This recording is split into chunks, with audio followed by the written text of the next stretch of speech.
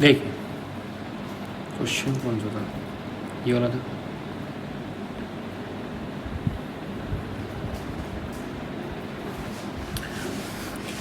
इधर तक हो गया था, हमने 23 तक कर लिया था आपके साथ दोस्तों। और अब हम BM की तरफ चल रहे हैं। BM हो गया आपका 4 और MC हो गया आपका 12।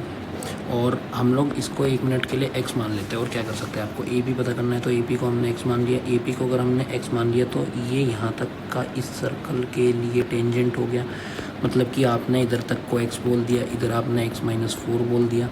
ठीक है, BM तक का आपने x-4 बोल दिया। तो x-4 छुटका जंप इस बड़े सर्कल पे। अब हम लोग बात करेंगे छुटका B तक का जंप। और फिर उसके बाद ये पूरा जंप, ये कितना हो जाएगा, x+8 हो जाएगा। सॉरी, ये छुटका सा जंप, फिर ये पूरा जंप हो जाएगा x+12। इतना सोचना ही नहीं था, यहाँ तक का x था आपका, ये x- इतना x था। अगर इतना x था आपका और इतना 4 था तो x-4 नहीं हो जाएगा क्या? ठीक है, उसके बाद आप देखिए आपके पास आ गया x²। अभी 6 वैल्यू को डाल के देखो, 6 को डाल देंगे तो 2, 6 को डाल देंगे तो 18, 6 को डाल देंगे तो 36, 36 = 36। तो आपका ये सेटिस्फाई हो गया। ठीक है, क्वेश्चन बिंदा से ये रखेंगे। ठीक है, ये कहाँ तक करवा दिया था भाई ऐसा?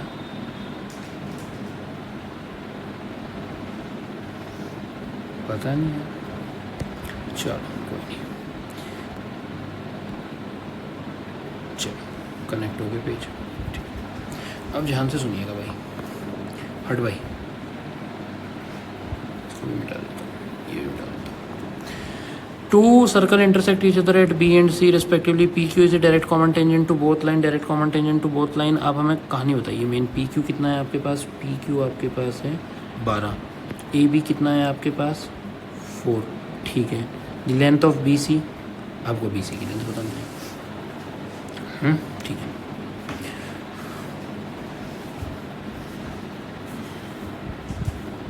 आपको किसकी लेंथ बतानी है? BC की लेंथ बतानी है। अरे भाई एक चीज़ बताओ, PA AQ के बराबर है कि नहीं है? है ना? PA PQ के बराबर है कि नहीं है? तो ये आपका 6 हो गया, ये आपका 6 हो गया, दोनों आपके 6 हो गए। ये भी आपका 6 हो गया। PA जो है आपका AQ के बराबर है।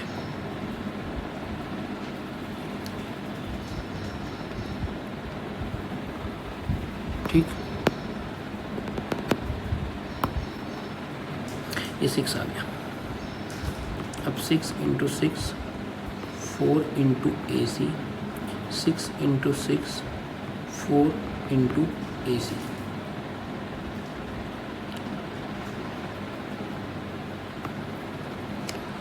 सिक्स इंटू 6 4 × AC, AC = 9 और BC = 5। तो ये हो गया आपका 5। थोड़ा ध्यान से सुना करो यार, इन बातों में कुछ नहीं रखा। 6 × 6 देखो, ये PA 6 × 6 हो गया। ठीक है, उसके बाद आपका 4 हो गया, 4 के बाद आपका AC हो गया, 4 × AC, 6 × 6। ठीक है, वाह, 6 × 6 4 × AC। तो AC की पूरे की वैल्यू आ गई और ये आपका 5 हो गया।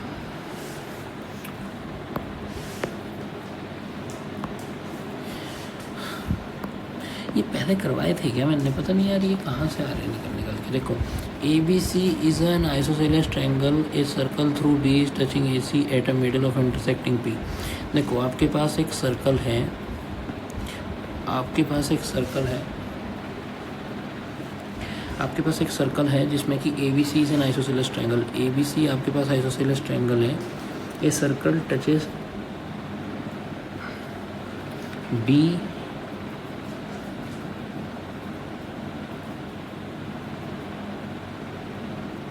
AB को इंटरसेक्ट करता है P पे। मतलब अगर ये सर्कल हुआ आपका AB, तो ये से P पे इंटरसेक्ट करता है एंड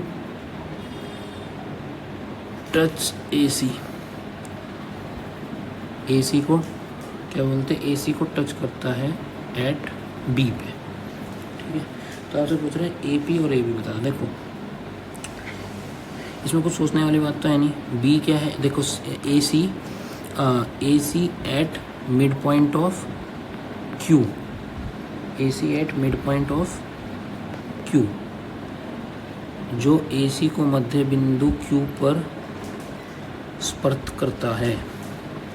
ठीक है, तो ये नहीं हो जाएगा 1 इतना 1 इतना, और ये ओवरऑल 2 नहीं हो जाएगा?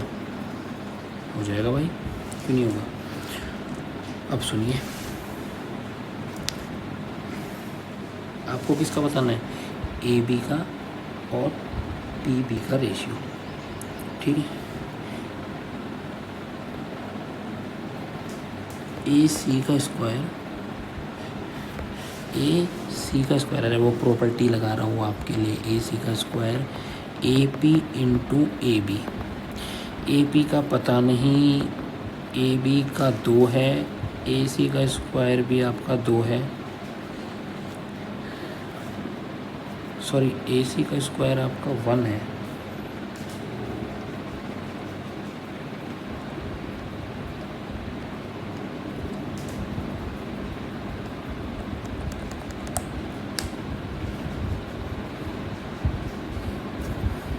सॉरी, देखो ये आपका इक्वल था तो ये 1 1 हो गया था, यहाँ तक तो मैं भी सही लगा पाया। उसके बाद 1 का स्क्वायर AP इंटू 2, AP की वैल्यू हो गई 0.5, तो हम लिखेंगे AP और PB का मतलब हो जाएगा 1:3। अब पूछो कैसे, 0.5 रेशियो 2 कितना होगा, 1:4 होगा कि नहीं होगा। PB कितना आया, 3। ठीक है, PB 3 आया, और आपको AB का चाहिए। बस अगले पे चलिए।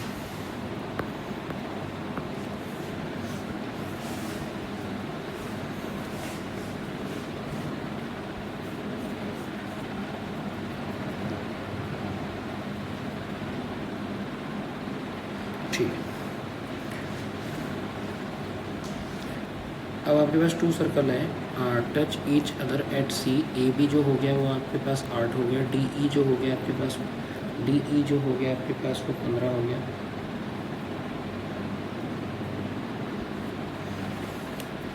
DE जो हो गया आपके पास 15 हो गया। आपको BD की वैल्यू बतानी है। अब बात को ध्यान से सुनना,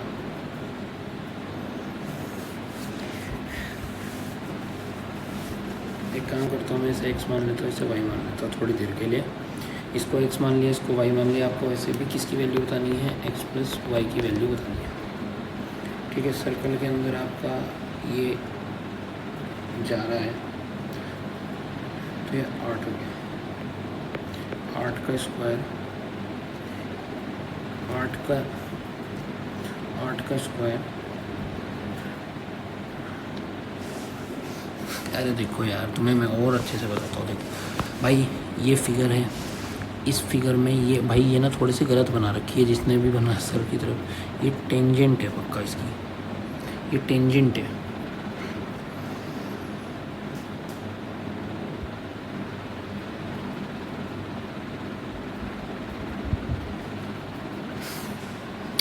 सही है, फिगर में कोई दिक्कत नहीं है सर की साइड से। ये थोड़ा सा फिगर सोचनी पड़ेगी आपको, एक बार ध्यान से सोचना पड़ेगा। देखो ये, देखो ये गई, मतलब कि 8 का स्क्वायर, ये देखो ये गई, मतलब कि y और y plus y into Y plus X. देखो हो गया इतना। उसके बाद ये देखना, अरे यार ठीक है। उसके बाद आप यहाँ पे ध्यान से देखना, ये फिगर देखो, डी 15 का स्क्वायर, देखो भाई ये आपका टेंजेंट है, ये टेंजेंट है ई पे, ये टेंजेंट है ए पे। ठीक है, ये एक्स हुआ और ये एक्स प्लस वाई हो गया, ये एक्स हो गया और ये एक्स प्लस वाई हो गया। ठीक है, अब एक चीज़ देखना, 8 15 17 एक ट्रिपलेट होता है 17। ठीक है। तो 17 इसका डायरेक्ट ऐसे आंसर आ जाएगा, मैं करके दिखा देता हूँ। देखो Y square X Y equal to 8 का square, X square plus X Y equal to 15 का स्क्वायर, तो क्या हो जाएगा X square Y square 2 XY equal to 17 का स्क्वायर। बताओ कैसे, एक्स प्लस वाई के होल का स्क्वायर इक्वल टू 17 का स्क्वायर, स्क्वायर से स्क्वायर कटा नहीं, स्क्वायर से स्क्वायर नहीं, taking under root on both side 17 आपका आंसर। ठीक है, आगे चलते हैं। देखो इस तरह की फिगर देखो और ED पता करना। देखो मैं इस तरह की फिगर की एक अप्रोच बताता हूँ आपको। 1 मिनट पानी डाल दो।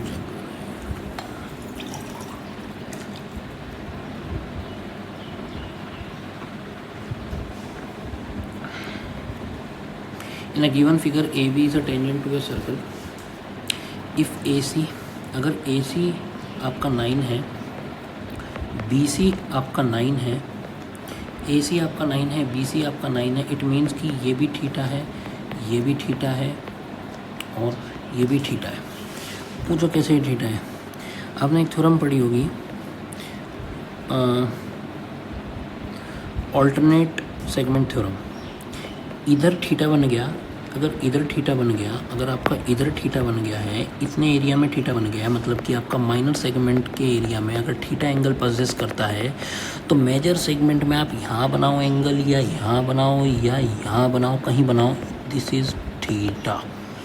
इन दो बिंदुओं को छू के आप मेजर सेगमेंट में कहीं पे भी बनाओ दूसरे सेगमेंट में, इसलिए तो इसको बोल रहा ऑल्टरनेट सेगमेंट। ये एक सेगमेंट हो गया, यहाँ पे जितना एंगल बनना था बन गया, यहाँ पे आप कोई भी एंगल बनाओ आपका हमेशा थीटा बनेगा।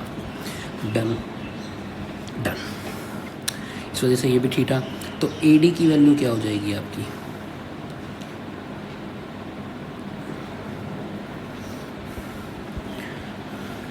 CD कितना है भाई? CD आपका 7 है, CD आपका 7 है। ठीक है, अब AB का स्क्वायर, AB का स्क्वायर, AB का स्क्वायर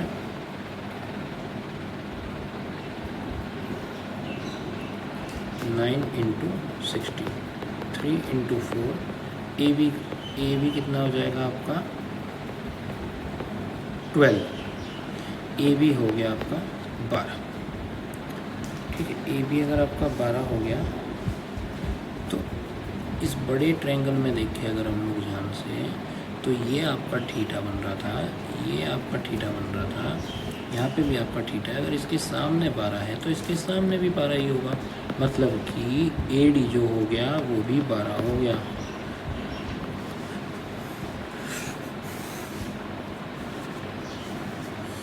अगला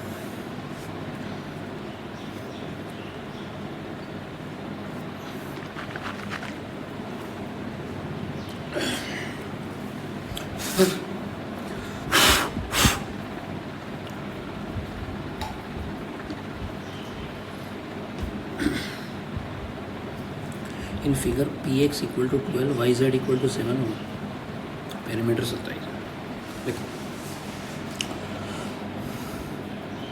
ये फिगर है, इसमें आपका PX कितना है, ये फिगर है, इसके अंदर जो आपका PX है वो है 12, YZ है आपका 7। आपको P, X और Z का पेरीमीटर बताना है। देखिए बहुत ध्यान से देखिए, बहुत ध्यान से देखना है। देखो हमेशा ऐसे क्वेश्चन को अप्रोच करते समय पहले आपके थ्योरम एक आनी चाहिए दिमाग में, ऑल्टरनेट सेगमेंट थ्योरम।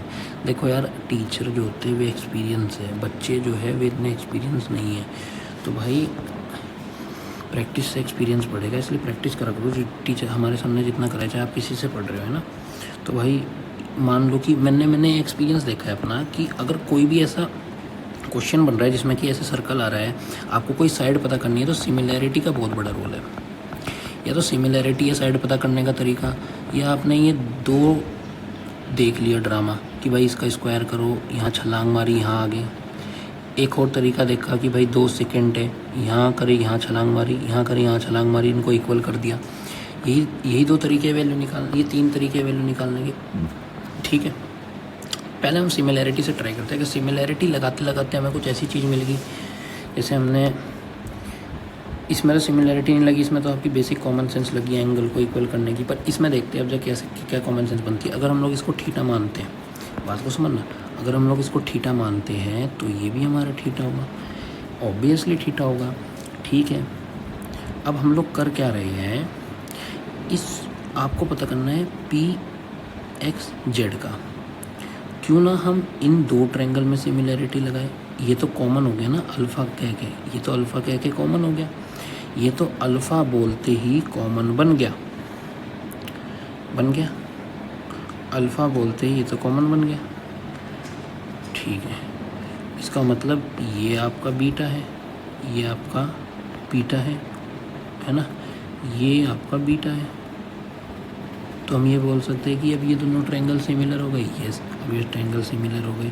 अब आप एक चीज़ बताओ, अगर बीटा के अपोजिट 12 आता है तो इसमें बीटा के अपोजिट क्या आएगा? भाई मुझे मिल ही नहीं रहा है क्या आएगा। तो बीटा के अपोजिट तो आपका पी जेड आएगा। देखो मैंने यहाँ पे क्या बोला, देखना ध्यान से। मैं बोला कि बीटा के अपोजिट यहाँ पे 12 आ रहा है, तो यहाँ पे बीटा के अपोजिट क्या आना चाहिए। तो यहाँ पे हम कैसे पता करेंगे भाई, बीटा के अपोजिट के लिए मुझे पी वाई की वैल्यू ही तो चाहिए, क्योंकि भाई जेड पी जो है वो हमारा Z Y plus P Y से मिलके बना है। तो मेरे को ये पता करना पड़ेगा पी वाई की वैल्यू। तो पी वाई की वैल्यू पता करने का तरीका है 12 का स्क्वायर, अभी मैंने बताई है कई बार होते हैं ना, 12 का स्क्वायर पी वाई इंटू, अरे पी वाई बहुत, चलो पी वाई लिख लेता हूँ आपके लिए ताकि समझ के लिए इजी हो जाए। पी वाई पेपर में मत करना भाई, p y plus p z, p y का स्क्वायर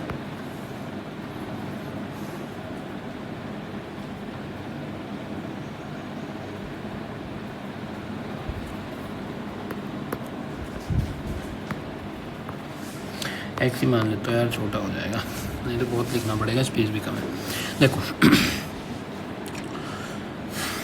क्या होगा, 144 equal to x into x plus 7, x plus 7x minus 144 equal to 0। 144 में क्या कर सकते हैं हम लोग, 16 जा, ठीक है,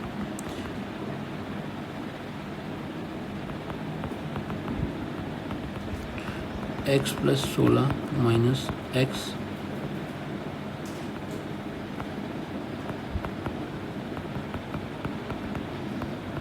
माइनस 16 नहीं हो सकता, एक्स 9 हो सकता है, yes, x minus 9 equal to 0, x equal to 9। तुम्हारे लिए जल्दी करा, नहीं तो हिट एंड ट्रायल मारोगे ना यहाँ पे तब भी पता चल जाएगा क्या होता है भाई। 16 गुना 9 ही तो 144 होता है।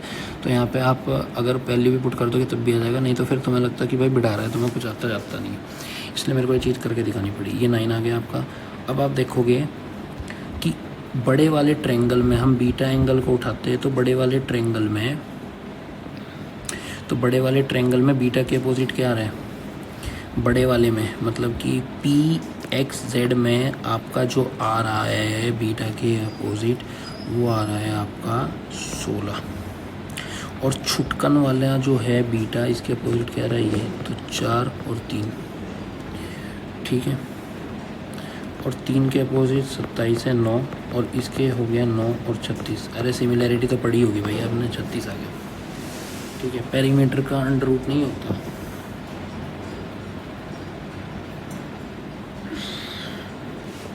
अब अगला सवाल,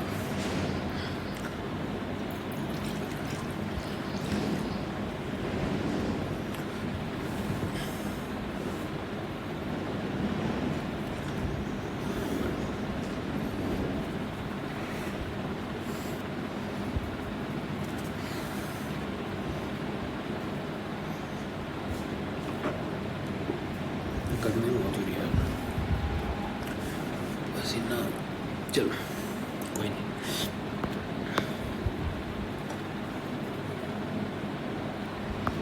स्पेस बना लेते हैं। In a given figure AD is a angle bisector of CAE। CAE का जो एंगल बाइसेक्टर है वो क्या है, थीटा थीटा। CD कितना है आपका, 6 है, 6 है, चलिए गिवन है 6 है। DE 8 है। आपको BC की लंबाई बतानी है, आपको BC की लंबाई बतानी है।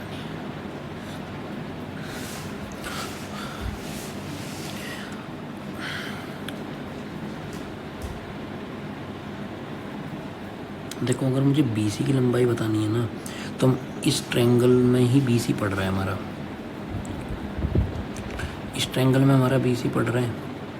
कौन सा ट्रायंगल है ये, ध्यान से देखो, ट्रायंगल ABC में हमारा पता पड़ रहा है। अब मुझे कुछ इसके साथ एक सहारा लेना पड़ेगा किसी ट्रायंगल का। मैं सोच रहा हूँ क्यों ना इसका सहारा ले लूँ, क्योंकि इसमें ही मेरा एक कॉमन भी बन जाएगा। कर सकता हूँ मैं, कर सकते हैं, क्यों नहीं कर सकते। मैं तो यही अप्रोच सोच रहा हूँ यार, इसमें अगर हम लोग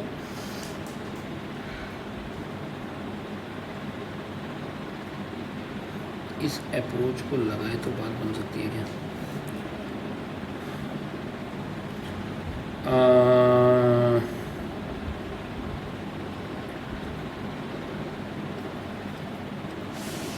थीटा प्लस थीटा, एक काम करते हैं हम लोग। देखो मैंने इधर एक चीज़ बताई थी, ऐसा क्वेश्चन कभी भी देखो तो सबसे पहला जो हमारा अटैक होना चाहिए वो होना चाहिए ऑल्टरनेट सेगमेंट थ्योरम पे। पहले वही कर लेते हैं जो मैंने खुद के ही स्टेप बताए थे, नहीं तो फिर बोलोगे कि भाई आप रैंडम चल रहे हो, हमें कैसे पता चलेगा ये कैसे हुआ, ये कब हुआ। देखो ये 2 पॉइंट से टच हो रही है, इसके इर्द गिर्द अल्फ़ा, और भाई साहब देखो अल्फ़ा बन गया अल्फ़ा। ये आपको बताया था कि भाई ये एंगल बाइसेक्टर का साइन हमेशा ऐसे बनता है, ये पता ही होगा, ठीक है। हमने साइन बना दिया बाइसेक्टर का। अब ठीक है, ये आपका थीटा हो गया, ये आपका अल्फ़ा हो गया, ये आपके पास थीटा प्लस अल्फ़ा हो गया थीटा प्लस अल्फ़ा हो गया जी। उसके बाद अब हम लोग कह सकते हैं कि भाई CD हमारे पास 6 है। अब हम लोग बोल सकते हैं कि अगर ये x है ना,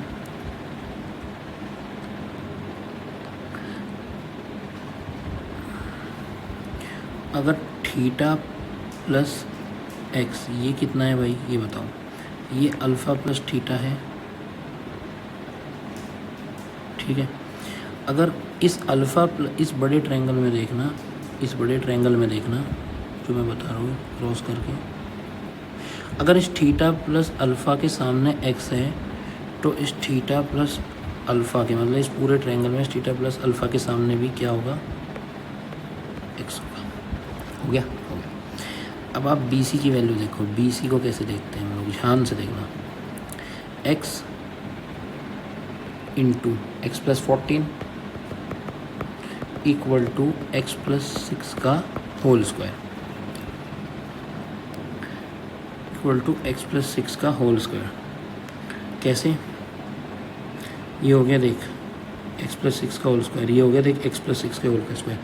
तो इस ट्रायंगल में ही ये थीटा प्लस बीटा था, थीटा प्लस अल्फ़ा था, ये इसके बराबर, ये इसके बराबर, ये वाला कॉन्सेप्ट हमने यूज़ करा, जैसे कि हमने यहाँ यूज़ करा था। कहाँ गया वो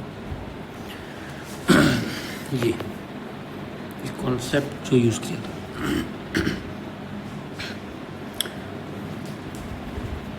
अब इसमें अगर मैं 18 वैल्यू डालूँ तो 18 गुना 18 प्लस 14, 18 और 6 24 का स्क्वायर। आप यूनिट डिजिट भी मैच करेंगे तब भी आ जाएगा आपका 2 और पीछे 8, 6 आ रहा है और यहाँ से 6, तो यूनिट डिजिट मैच करी और आपका आ गया 18 आंसर।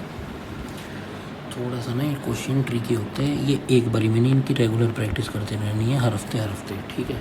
इससे आपका माइंडफुलनेस रहेगी इन चीज़ों को लेके, जब भी आएगा अचानक से आपको अचंबा नहीं लगेगा कैसे अप्रोच करना है। अल्टरनेट सेगमेंट सबसे पहले अप्रोच करनी है, अल्टरनेट सेगमेंट सबसे पहले अप्रोच करनी है।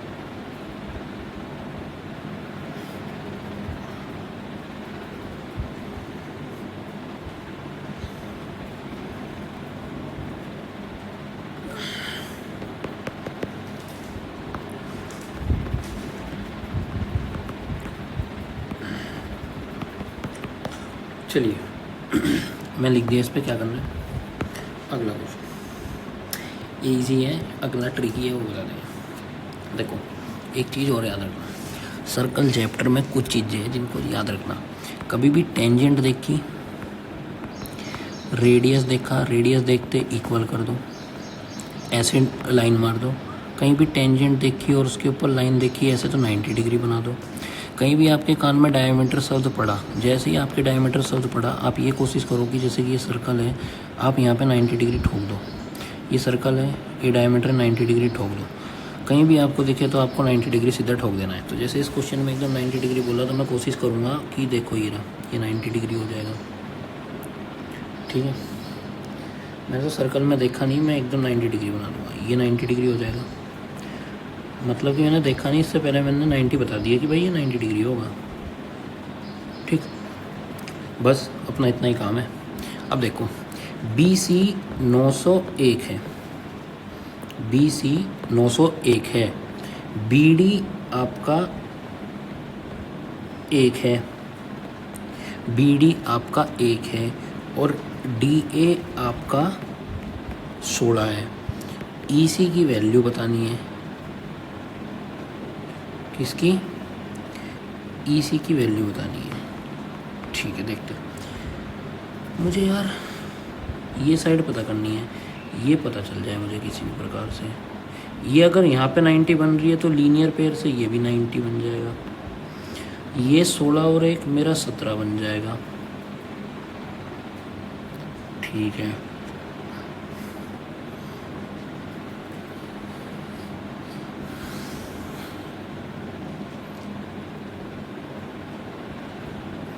और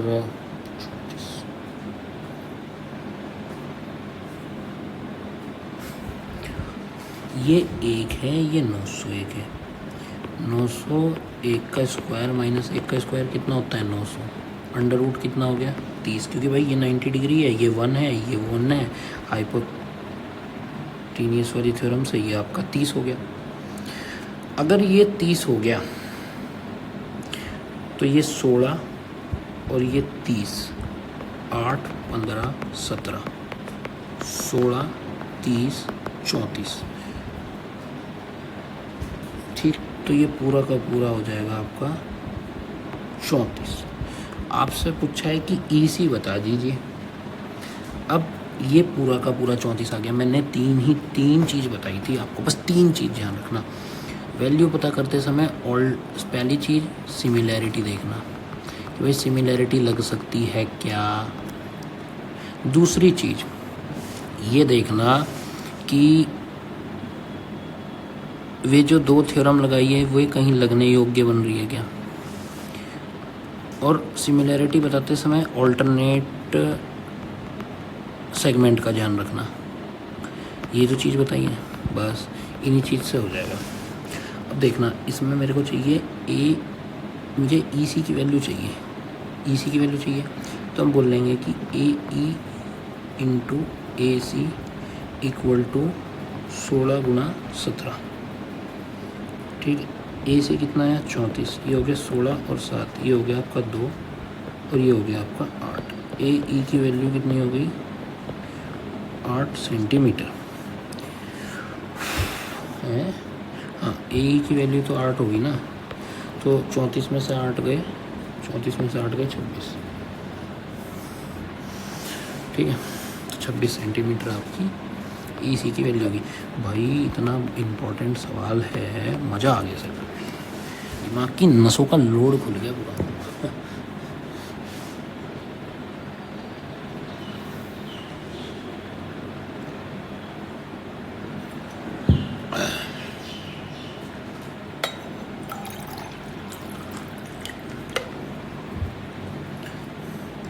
बस लास्ट क्वेश्चन करते हैं 33 और इस वीडियो को एंड करते हैं, नहीं तो ज़्यादा लंबी वीडियो हो जाएगी।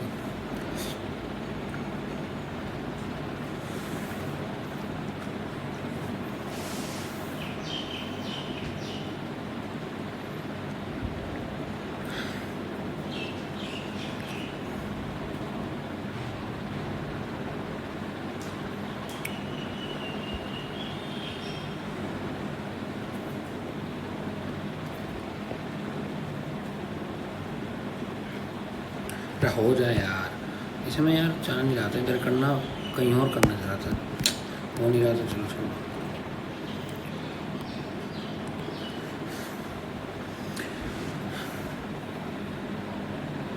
ये सर्कल है, the radius of the radius of a circle the radius of a circle the radius of a the radius of a circle is 10 the radius of a circle the radius of a circle is 10। ये आपका O हो गया, ये आपका ये हो गया,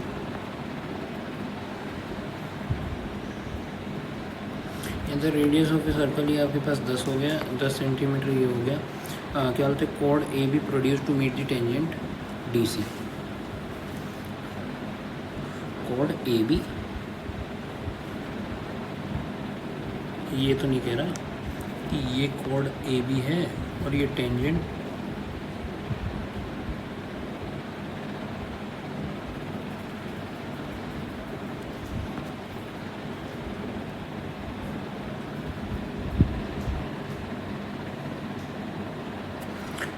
हाँ, ये कोड ए बी है जो कि आपकी टेंजेंट डी सी पे मिल जाती है जाके, ठीक है।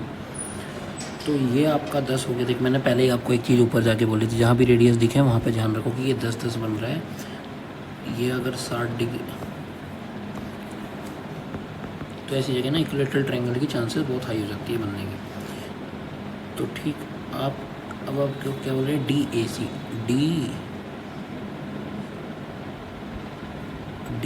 ए सी कितना हो गया आपका, 50 डिग्री हो गया। सी डी ए आपका कितना हो गया, 80 डिग्री हो गया।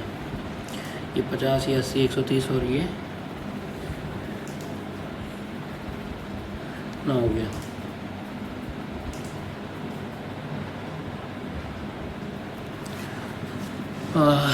सी डी ए जो हो गया, सी डी ए जो हो गया आपका 80 डिग्री हो गया। आपको डी सी की वैल्यू बतानी है, ठीक है भाई साहब जी। The radius of circle is 10, कोड A B produce to meet the tangent D C at point C. B C जो है वो है आपका 8 और सी डी ए जो है वो है आपका 80। यार ये तो 8 हो गया आपका, ये आपका 10 हो गया।